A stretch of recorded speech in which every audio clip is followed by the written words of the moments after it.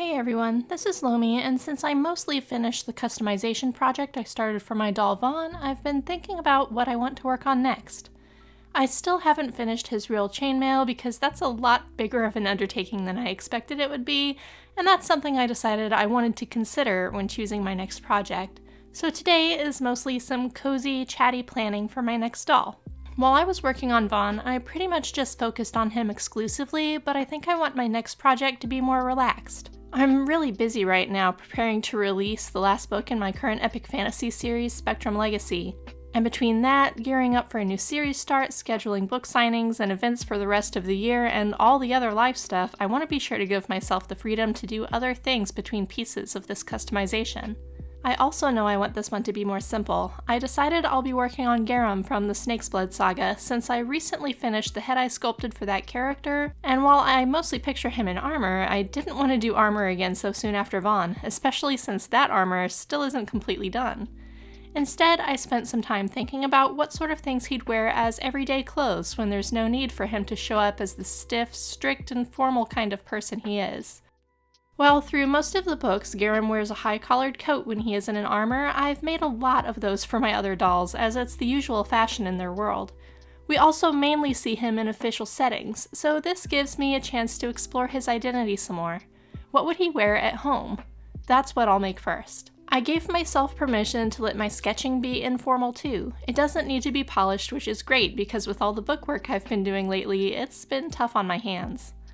Garam's off-duty wardrobe has a lot of room for style combinations. He grew up in the Triad, which is an empire spanning 3 provinces, and has spent most of his life in the royal city where all 3 meet. As a result, the royal city becomes sort of a cultural melting pot, influenced by all 3 of those regions.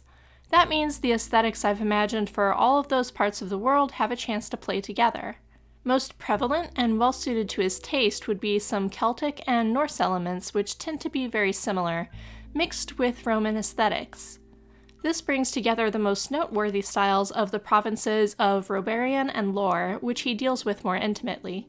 The 3rd province is less densely inhabited, and it's mostly home to mages, whom Garam isn't entirely comfortable with. I decided to give him a simple tunic as the main piece of his outfit, as it's a garment that can be found pretty much anywhere, and it'll get Celtic-inspired embroidery, but will be worn with a more Roman-inspired belt.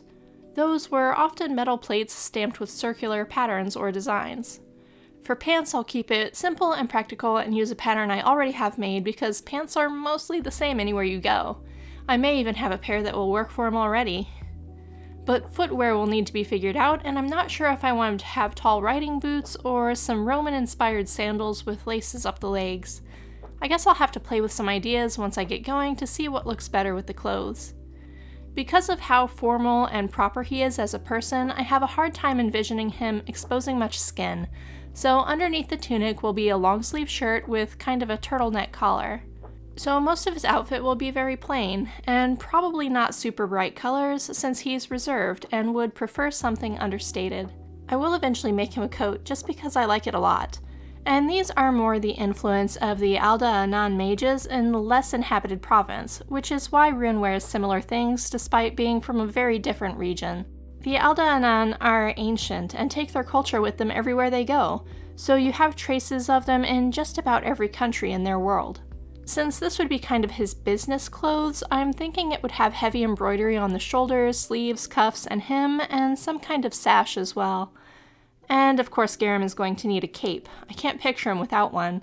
For this we'll go with something like a Roman paludamentum, which is a cape fastened at one shoulder. Overall, I think the outfit will be pretty simple, so I'll make him a simple necklace too. I think a torque suits him. So now it's just a matter of listing out the things I'll need to do to finish this doll. The head is printed, but it's white resin, so I'll need to color match it to the dyed body and do his face up. I don't get these down in any particular order, just kind of what I think of, and I won't be doing them in any particular order either, just whatever feels fun and interesting at any given time. I'll also need to make his wig, and I plan to do a flocked one for him because he keeps his hair so short. So it seems like it won't be a particularly big or long project, probably something I can get done by fall, but we'll see how much energy I have and how much work I can fit in, especially since I also want to spend some time working on some Nendoroid dolls this summer. Man, this pen doesn't work well. Oh, I'll need to make him some eyes too. I previously shared a look at his head, and while I usually airbrush for color matches, I'm tempted to see if I can dye this in spite of it being a 3D print. It would make it a lot easier since I already have the dye that I used for the body. Anything that makes the work easier sounds good, but at least I have a rough idea of what I want to do and what's coming next. While I'm wrapping up this book, that's about all I can do. Ideas or suggestions for this project are welcome, so let me know what you think. That's all for today though. Thanks for watching. Bye.